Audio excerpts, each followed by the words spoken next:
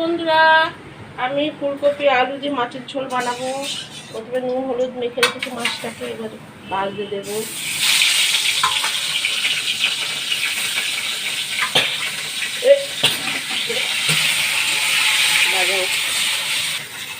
5 ভাজা হয়ে গেছে, এবার তুলে দিচ্ছি।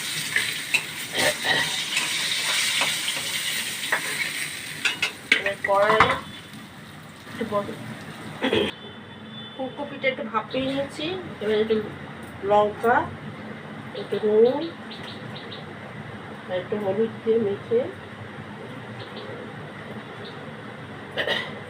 ভাজতে দেবো।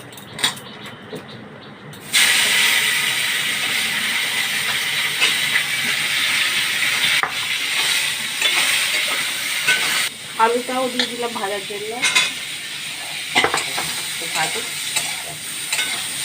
একটু তেল দিয়ে তেলের মধ্যে 5 ফোড়ন দিলাম, কাঁচা লঙ্কা দিলাম,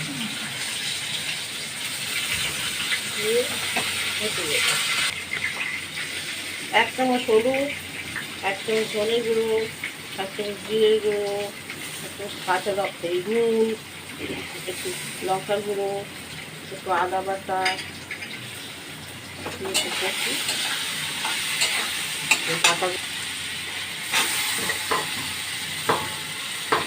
একটু জল দিয়ে দেবো।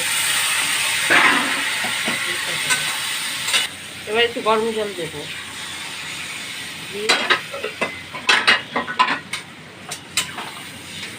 চাপা দেবো। এবার মাছগুলো দেবো, মাছগুলো দিয়ে আবার একটু ফোটাবো। সবজিগুলো সব গলে গেছে, মাছটা ফোটানো হয়ে গেছে। এবার নামাবো ঝোলটাকে।